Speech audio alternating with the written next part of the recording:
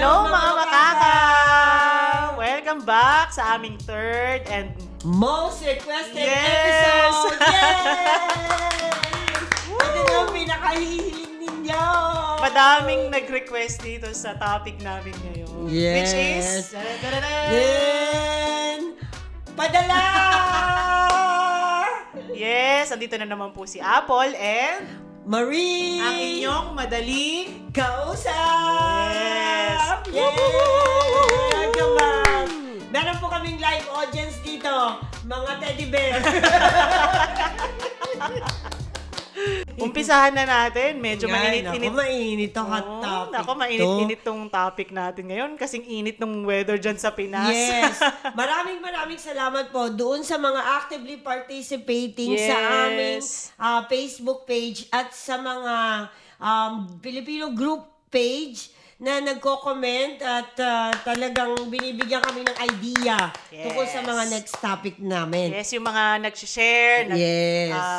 nagpa-follow. Yes, yung mga nagbibigay ng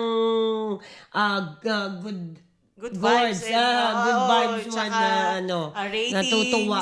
Yung mga natutuwa. Continue lang po yan. Kasi, pampalakas loob namin yan eh. Yes. At saka, gusto lang po namin malaman na natuwang-tuwa din po kami sa inyo. Galit ako. Hindi po ganyan lang talaga ako magsalita. Okay na, padala. Yes. Teka lang. Padala. Teka lang.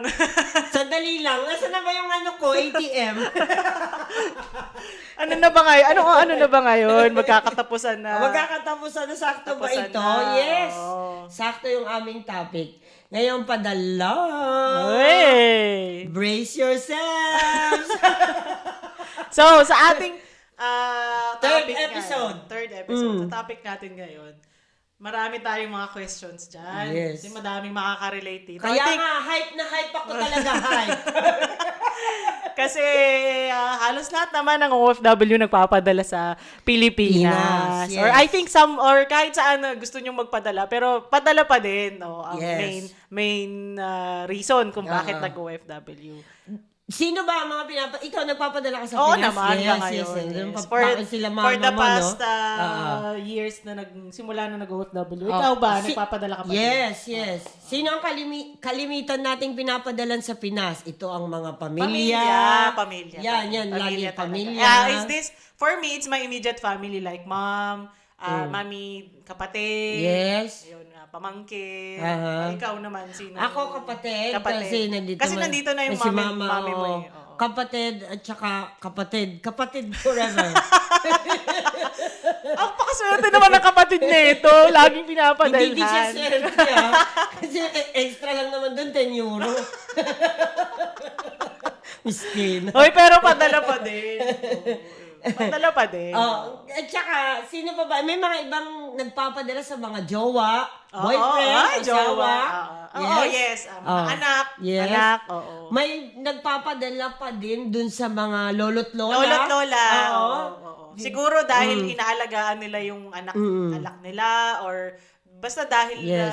basta pamilya kasi eh. Yes. Sa atin naman kasi very family-oriented tayo as a person, mga Pinoy. May nagpapadala kay barangay chairman kasi may utang siya.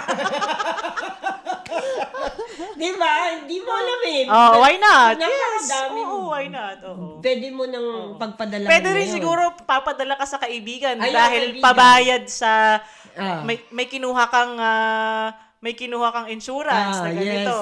Yes. O nagpapadala ka sa kaibigan kasi utang siya ng utang. Pwede na. Oy, pwede. Pwede rin. Maraming ganyan. Marami din sigurong ganyan. Yes. At mga kamag-anak. Mag-anak. Pinapadalan din natin yung mga kamag-anak. Tito-tita, Kailangan. pinsan. Yes. O ngayon, ang dyan, para saan ang padala na ito? Sa akin, siguro sa amin Mostly kasi talaga panggasto sa support, bahay. panggasto sa bahay. Bills, pambayad sa bills, pangkain, pangbili ng damit, school supplies, gano'n. Yes. Pang-tuition fee. Tuition fee, yes. Yes, ng mga anak, mga pamangkin. Kapatid, Tuition may fee, may mga kapatid pa na nag-aaral, gano'n. Or medical bills ng mga magulang. Pampaaral ng jowa. Pambili na sapatos ng jowa or pambili ng bag ng jowa. Ay, Yes. nako. Oh. Yun siguro I think yun yung mga... ano. At saka pambayad sa Bombay. Huwag po natin yung kalimutan. Dahil may mga OFW po may iniiwan na utang sa mga kapatid nating mga Bombay. So, Uy, boy, mga Bombay pa ba sa oh Pinas? yes! Mga hanggat, pautang, hanggat may tsinelas, may Bombay.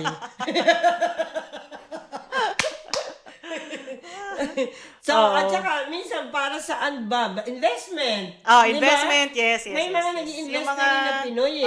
Oo. Oh. Mga Kagaya siguro- ako po personal, laging nagpapadala sa kapatid ko kasi binabayaran pa po yung bahay ko. Yun na investment mo. Oo. Yung bahay ko po, 22 floors. Ang taas. Tore ito. Mataas naman. Magkano binabayad mo itong buwan-buwan? Ang taas. 700,000. Binabayaran mo po yung bahay ko, 2 taon na lang. Yun. Tapos na yun, matatapos na Ang yun. saya naman, 2 taon na lang. Yes. Pero yung iba ko pang pinapadala, hindi ko na yan pwedeng sabihin sa pamilya ko. Malalaman po nila May secret pala. na may atraso ako sa mga gang sa Tondo. Yung mga inutangan po niya ng pang-droga niya nung nasa Pinas pa. Ay, nako. Hindi, wala po akong ibang pinapadala. Yung kapatid ko lang po. Tapos, extra po kung anong extra na para sa pamangkin ko po. Yan lang. Gano'n ka kadalas magpadala? Every month. Every month. Kasi hindi pwedeng maputol yung bayad sa pag-ibig. Kasi wala rin kinsenos katapusan dito sa atin. Kaya, at the end of the month lang talaga ang sahod dito. Kaya, doon ka lang magpapadala. Tsaka parang feeling ko, baka naman pag nakausap ko ng ibang Pinoy, every month ka ba nagpapadala? Baka naman, di ba? Baka naman ma-OP ako na, ako hindi nagpapadala every month. Di ba? Kaya, ginagawa ko na ng every month. Every kasi month talaga. OP naman. Out of place naman ako. Baka meron din kasi tayong mga OFWs na twice magpadala yes. sa isang buwan. Oo, meron. Kasi yung iba dyan, may mga part-time, pagka mayroon na silang enough na kita sa part-time, may papadala na din. Meron akong kilala, Diba? every week siya nagpapadala. Totoo ba? Oo. Nagpapadala siya every week 10 euro. Mas malaki pa yung fee kesa sa Meron din naman. Ay, malay mo naman. Meron 2 beses, 3 beses. Depende Oo. po sa hingi ng pamilya eh. Oo. Depende kung gaano Saka ang pangangailangan. saka sa kita din talaga ng tao. Yes, yes. Ganon din yes. siguro. Kaya ganon din sila kadalas magpadala. Teka, anong senaryo? Kasi yan, ito yan, yung gusto maganda. nating malaman pagka nagpapadala. Anong senaryo kapag bago magpadala? Automatic kasi yung sa akin eh. Kasi alam kong may babayaran. So, alam ko na ito nakatapusan na. So, hindi sasabihin ko na kagad na magpapadala na ako bukas kasi may sweldo na nga. Tapos, ito, kunyari, 10K sa bahay, 7K sa inyo. Okay. Ganon. So hindi ba hindi nagpaparamdam yung kapatid mo sa or hindi nagpaparinig or something or ganon. nagpapaalala na, oy, ate, malapit na yung Hindi naman. Okay. never. So ang senaryo mo is laging kailangan sa'yo ikaw na agad. May kusa ako eh. ka Kailangan ko talaga. din naman magkusa dahil ko naman yun, property ko naman yun. Oo, sa bagay. Oo. Diba? At saka pamangkin ko naman din yun. So, yun. Parang ganun din yung sa akin kasi sanay naman na siguro na palaging nagpapadala buwan-buwan. So, tsaka hinulugan pa yung traktora niya, diba? Kumuha May kasi traktora? yung mudra kasi niya kumuha po ng traktora kulay pula. yung po kasi lagi nang ginujoke sa amin na lagi kumukuha ng traktora. Itong si Maricar talaga. Yan. So, Yun ang kadalasan senaryo sa atin. sa umpisa ng pagpapadala. Pero meron ding mga OFW, siguro makaka-relate yung iba dito na alam mo yung nagpaparinig yung mga kamag-anak nila sa kanila na yun. wala na kaming makain dito, Ay, ako hindi, lagout kagad. Pero nangyari na ba sa'yo yun na hindi yung kapatid mo, may ibang mga tao ba, hindi ko i-specify kung kamag-anak o kaibigan, may mga tao ba na nagparamdam sa'yo na Humingi ng tulong. or bago magkatapusan, nagpaparamdam sa'yo na wala kaming makain or pwede mo ba kaming tulungan, ganyan. Naranasan mo ba yun? Hindi ko pa yun naranasan in the sense na Mayaman kami eh. Walang humihingi ng tulong sa inyo, Walang grabe. tulong, walang. Oo. Hindi ko po yung naranasan personally kasi ang mas nararanasan ko yung pahiram ng ganito, yung pautang ng ganito.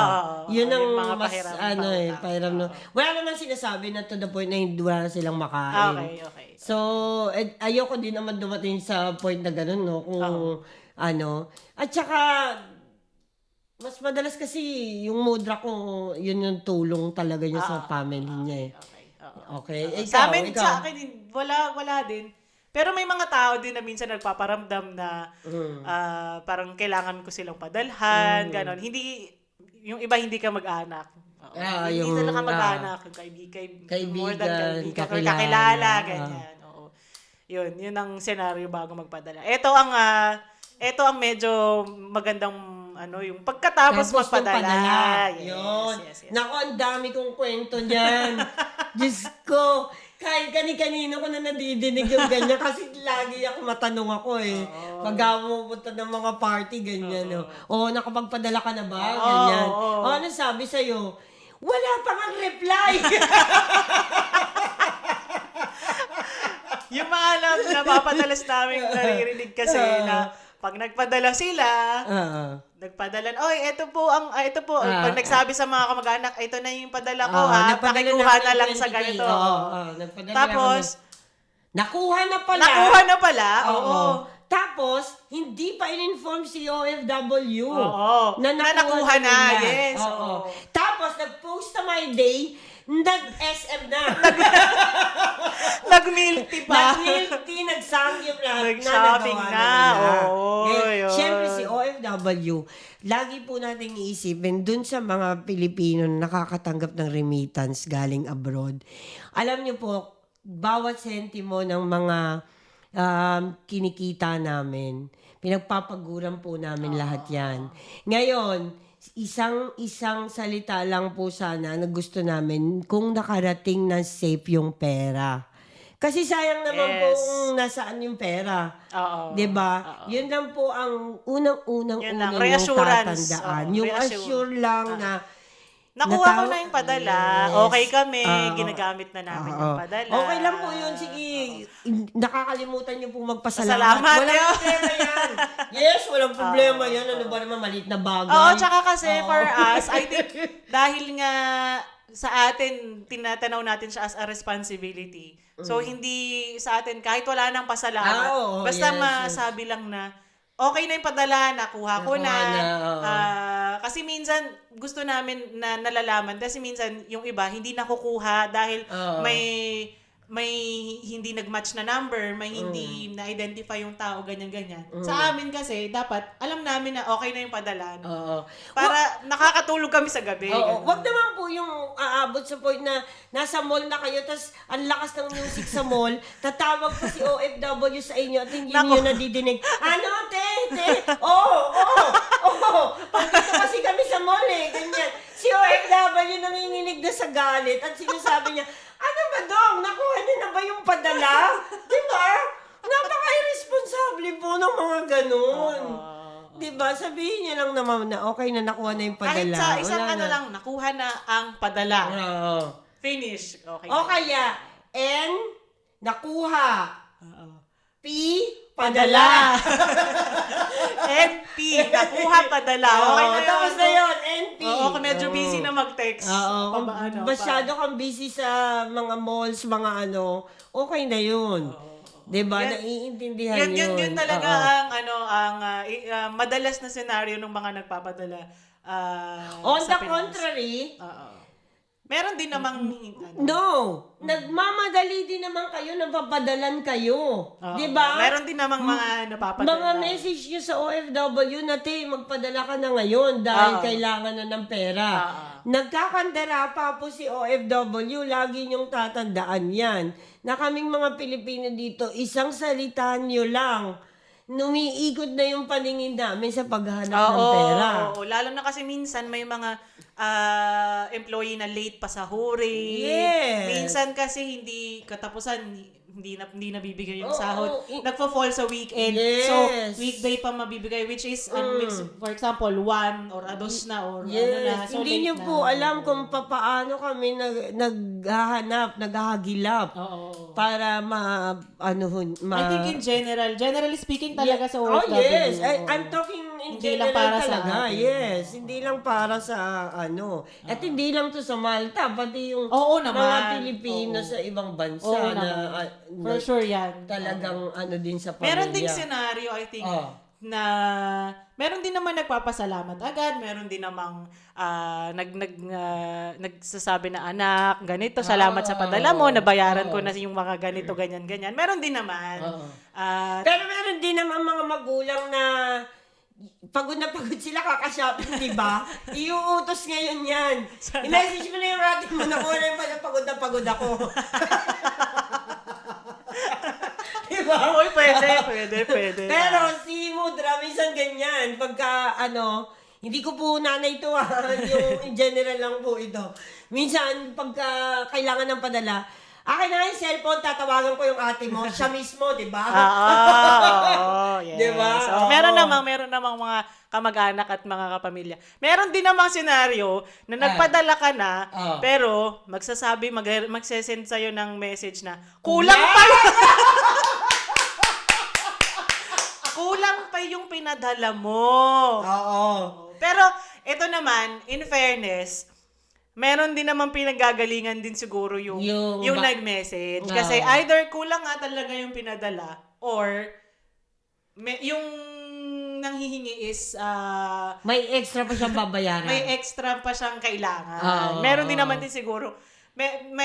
Nasa fairness din naman tayo na may rason, meron din namang walang rason talaga. Na kung kulang. sinabing, alam mo yun, gagastusin na nila yung O kaya pera. kasi. Oo. Kasi, nangutang na sila last month, Yes. ipapambayad nila, ikakapusin na yun. Oo. Sa pambayad ng... Ngayon tong si OFW, hindi Oo. alam na ganun pala yung nangyari. Oo. So, na ang pinadala niya, ganito lang. Yes. Oo. Na nakahiram pala ng malaking pera kay Kapitan. Oo. Diba? Hindi niya alam yon. So, tama yan. Maganda yung mga point na ganyan dahil Nakulang. ano natin isa-isa. Oo. Pero, syempre, sa mga OFW, pag sinabi mong kulang pa yung padala mo para sa atin. Sa totoo lang, nakakapanlumo po yun. Oo, kasi, in fairness din naman sa atin na may mga OFW na sakto lang yung pinadala nila lahat na ng pera nila. Oo, yun. Magkano na lang yung itinira sa sarili na pangkain, totoo yan. Pambayad sa sa bahay, minsan nga hindi na bumibili ng mga damit, mga wala na, padala na lang. Tapos sasabihan pa na kulang ang padala.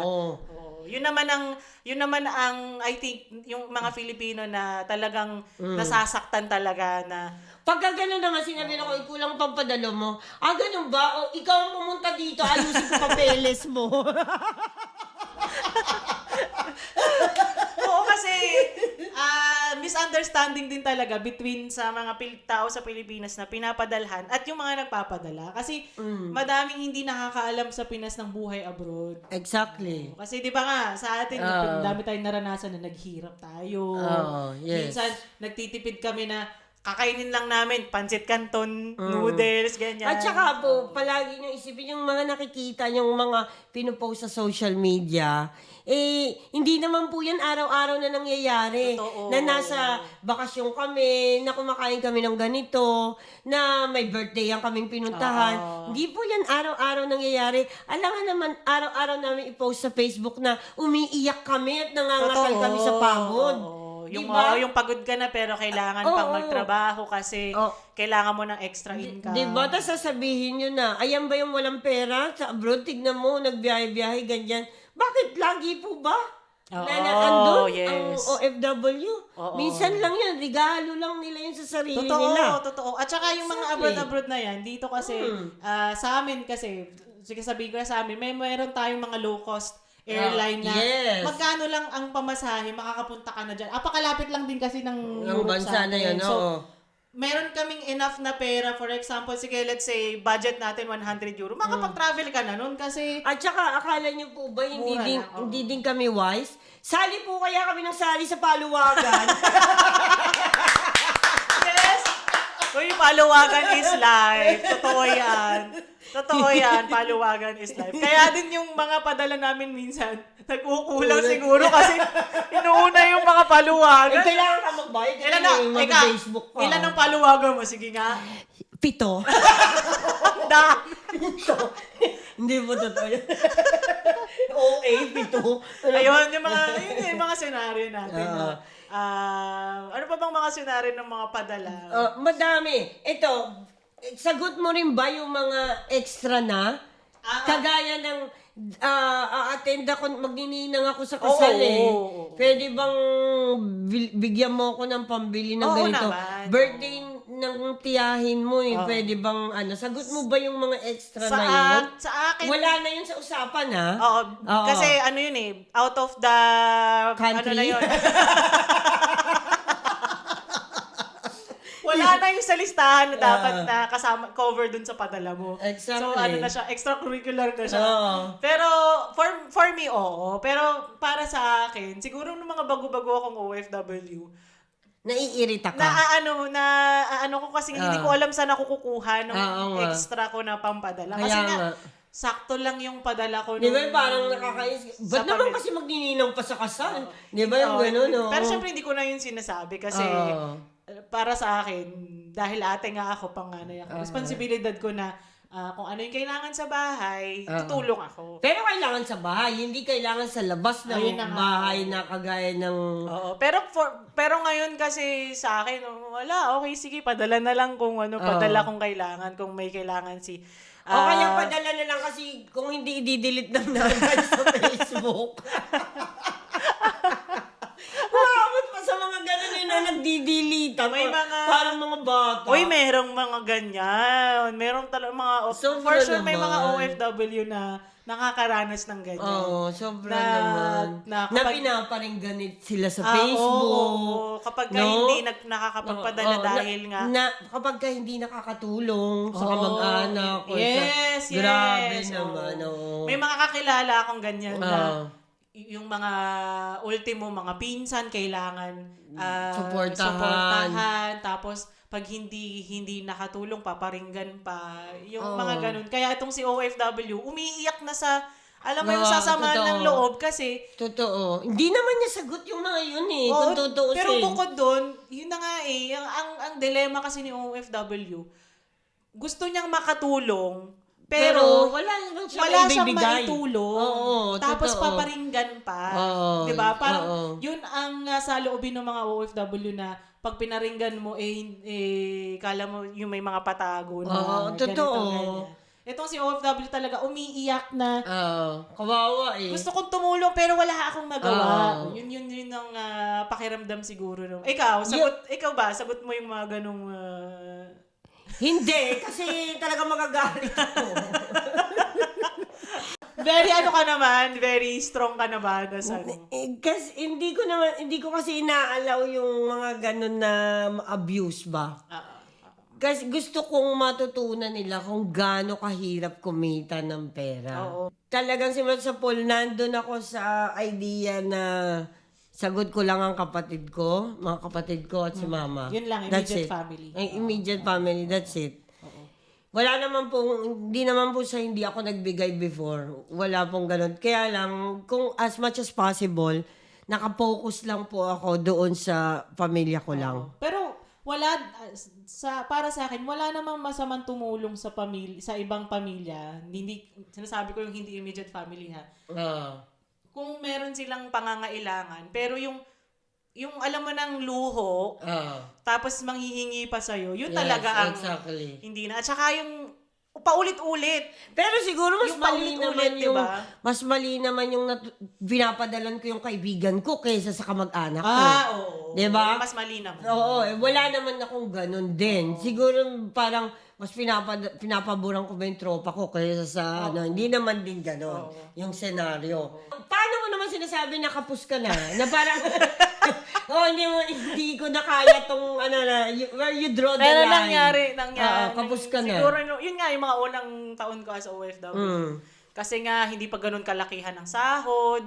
Tapos, may mga times na maraming bayarin dito sa Malta. Dito sa Malta. So, kakapusin talaga. Siyempre ako, kinakabahan ako. Kasi, para sa akin, tinatanaw ko siyang malaking responsibility. Tapos, hindi ko nagawa yung responsibility ko. Pero nasasabi mo ba? Oo naman. Automatic or talagang diretsahan? magpapaawa ako.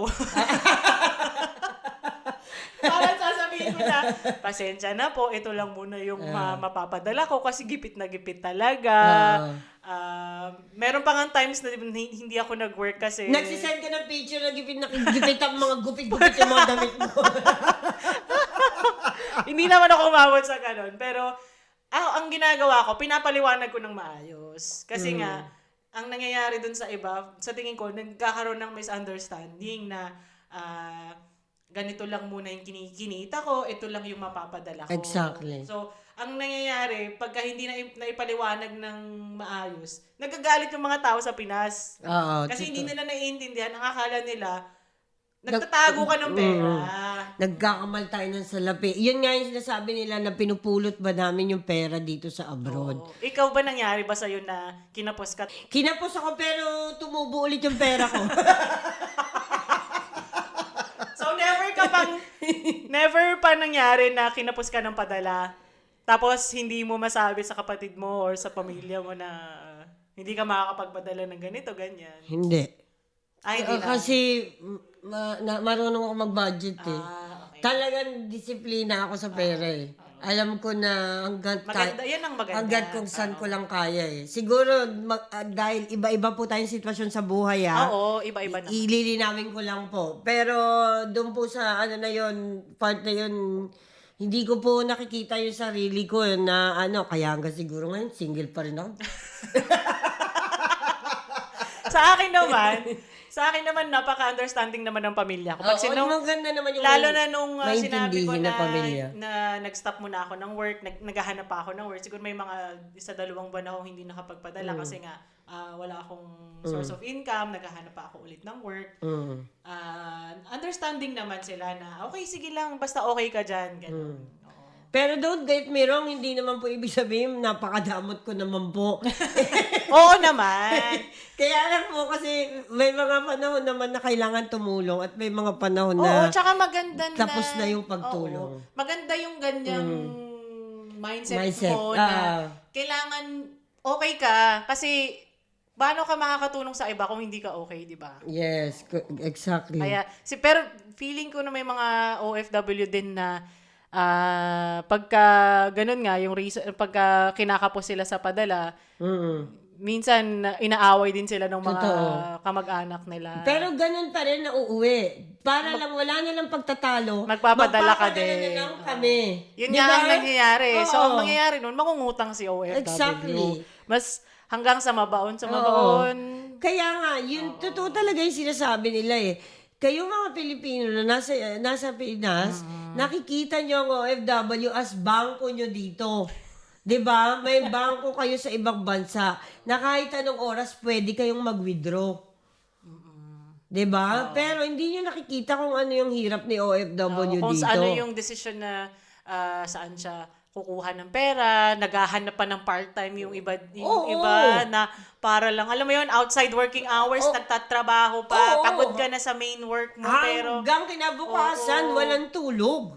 dahil lang para lang makakita ng extra pera, para lang hindi masabihan na, alam mo yun, hindi ka na naman nagpadala, para hindi sila mapagalitan, hindi sila maparinggan. Exactly. Pero importante din kasi na mapadalan lalo na yung may mga pinag-aaral. Oo. Talagang saludo ko, may mga pinag-aaral yan eh. Oo. Meron din naman. May mga iniingatan yan ng mga future ng mga anak nila. Pero ibigay nyo naman po dun sa mga tamang dapat mapuntahan. Kung para sa bata yun, ibigay nyo po para sa bata. Huwag nyo pong gastusin pansarili ninyo. Kasi yung mga nagpapaaral na OFW, napakahirap ng mga tinatrabaho niyan. At saka yung yung emotional pa din na malayo sila sa anak nila. Exactly. Yun number Importante one. yun, Talagang oo. sinasacrifice ng Anong mga ginagawa nila? magulang. Para ma-sustain lang ang pagmamahal nila sa mga anak nila, Yes. ginaano na lang nila sa pera. Kasi yun na lang talaga yung magiging pambawi nila Yes. sa pagmamahal na nawala. 'Di ba? Nawala yung magulang nila eh. So, itong next question natin is, hanggang kailan ba dapat nagpapadala, At umaalalay sa pamilya? Hanggang kailan dapat yun? Hanggang kailan? Hanggang sa Mag-asawa. nakapag-asawa na ba yung mga kapatid mo? Aalalayan mo pa din sila isa-isa? Pati paggatas Ikaw, para ng mga sa'yo. pamangkin, mga ano? Para sa'yo, kailan ba dapat Tumigil sa tumigil sa pagpapadala, pagsusuporta sa pamilya? Pagtapos din bahay, tapos Nako! In 2 years na, natatapos na yung padala mo. Tapos na yung bahay. hindi. Hindi, para sa'yo lang. Para, opinion mo ba? Para sa akin, kung kaya naman ng budget mo, pero dapat sinasabi mo sa pamilya mo na, ang mga susunod na panahon, ang ipapadala ko na lang ay sa inyo ay 200 euro a month. Kasi meron na rin akong May sarili ka na binibuild din. na buhay dito. Okay? Dapat kasi clear kayo eh. Yes, yes, diba? yes, yes. I think, Hanggang kailan dapat umalalay sa pamilya? Forever ka dapat umalalay sa pamilya. Pero hindi naman up to the point na walang natira para sa'yo. Yes, yes, yes. Yun ang mahalaga na aalalay ka pero uunahin mo din yung sarili mo. Yes. Na kailangan may backup ka kung may Yes.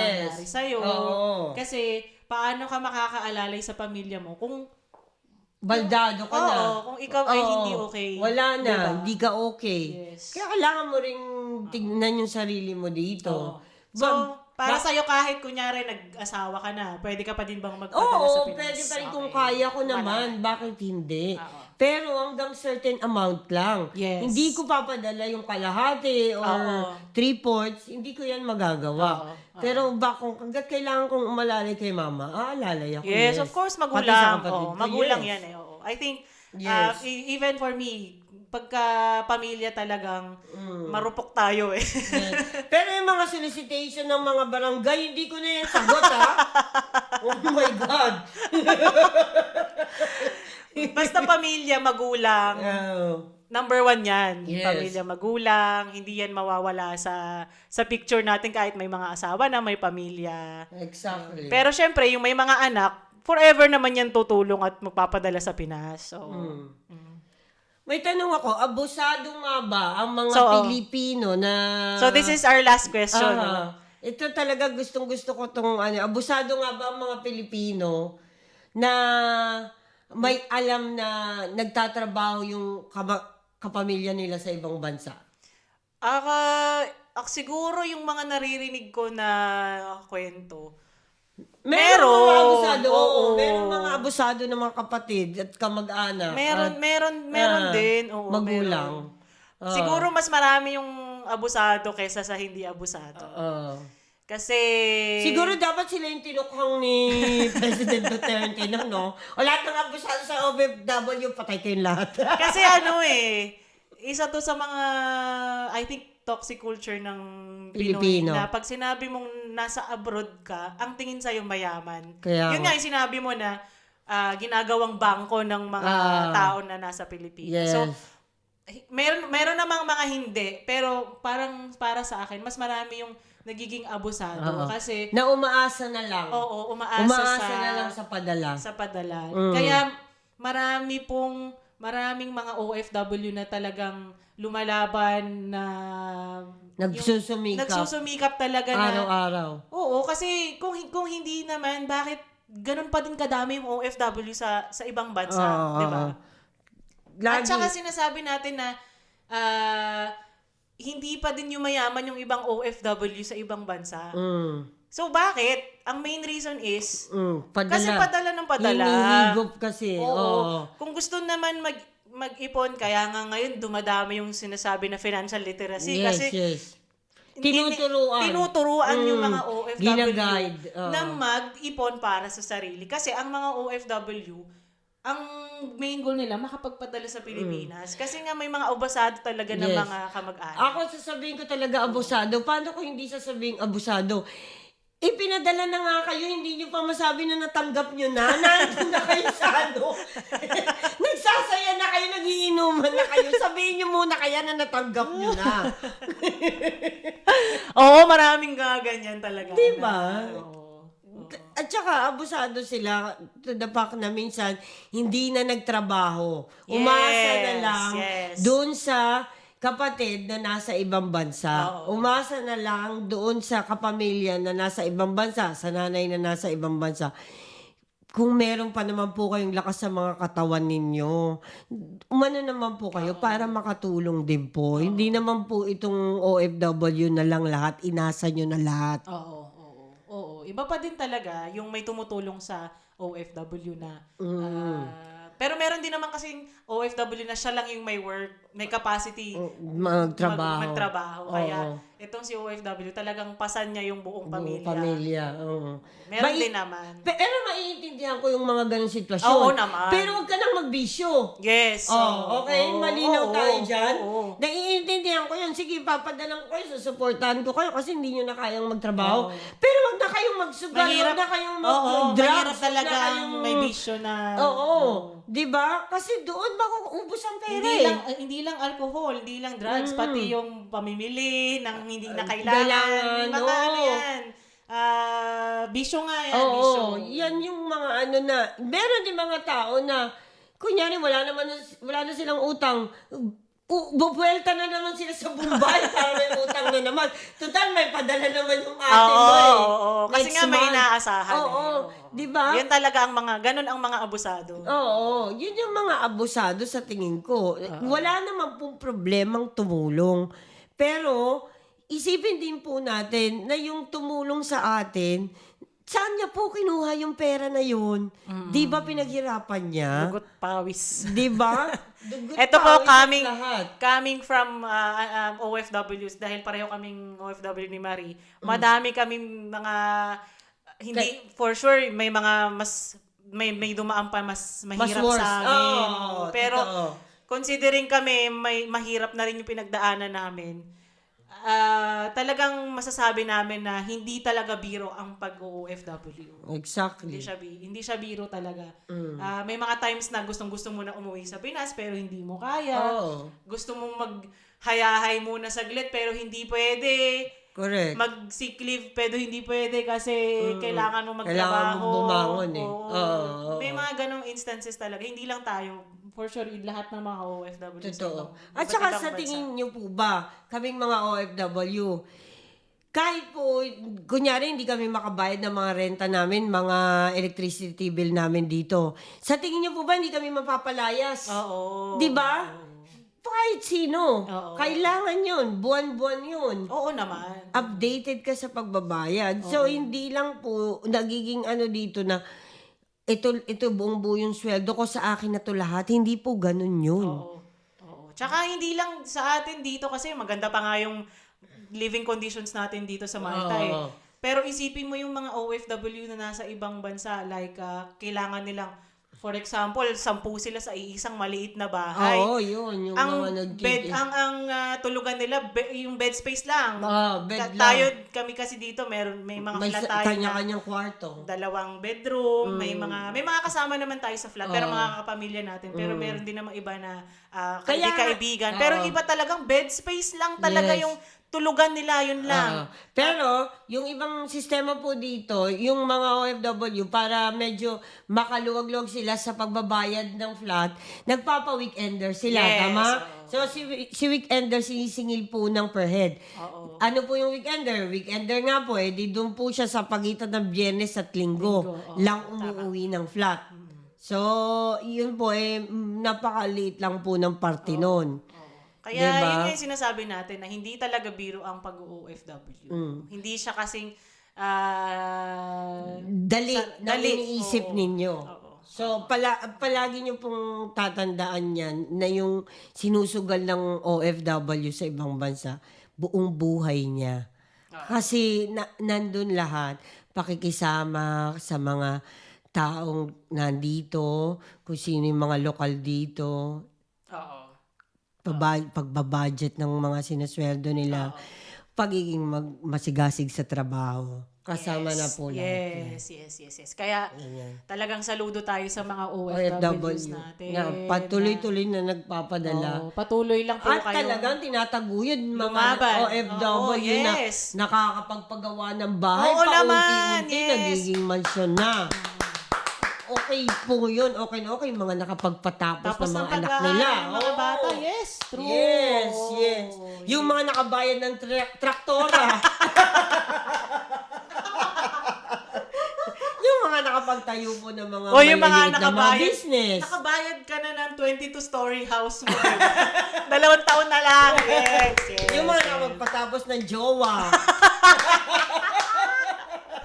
Yes, kaya saludo po tayo sa mga ganyang OFW. Kami po ay hindi naman naglulustay ng pera dito sa ibang bansa. Kasi po alam naman namin na mahirap din kitain gastusin. yun. Ay, mahirap kitain. Totoo yan. Yun. Totoo yan. So, na-enjoy nyo ba ang Yes! ating episode ngayon? Sa tingin ko may mga madami pang mga hindi tayo talakay dyan sa about sa padala. Totoo. Kaya kung meron kayong mga naisip na mga issues or scenarios about sa padala, i-comment nyo lang po sa amin. Pwede nating talakayin yan. Yes. Or pwede kayong mag-share. Mag-share ng story nyo. Meron tayong segment, no? Yes, na yes, ibibigay para sa mga listeners Yes, namin. oo. Ito po, ang title nito ay Ang Kwento Nila. Yes. So, ito po ay kwento nyo. Okay? Kayo po Ngayon, ang bida dito. Oo. Pero wag po kayong anonymous po yan. Hindi naman natin sasabihin Yes. na ganito yung pangalan nyo, nakatira kayo sa ganito.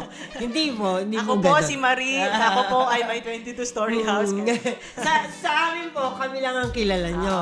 Siguro yung mga ibang listeners namin, hindi nyo kami nakikita pa-personal, no? Pero wag po kayong mahiyang mag-share ng mga kwento ninyo. Baka may Yes. ma-inspire tayong ibang mga OFW na kailangan ng reason para lumaban. Kailangan ng kausap. Oo, malaman nila na may karamay sila. Meron Yes. pa palang dumadaan sa ganitong Tong, sitwasyon. yes. Magkwento lang po kayo sa amin. Pinag-uusapan lamang naman po natin itong lahat para pare-parehas po tayong malibang, magkaroon ng feeling na may kasama kayo. Yes, You know, palagi may kasama ka. Very late na nga po yata namin naisip itong na to eh. Kaya Kasi, pagtapos po ng 6 episode, iba naman yung gusto namin gawin. Baka mountaineering naman. Ang daming gustong gawin sa buhay. Ngayon, muli po. Maraming salamat sa inyong pakikinig. Salamat, thank you. Ito po ang inyong mga Madaling Kausap!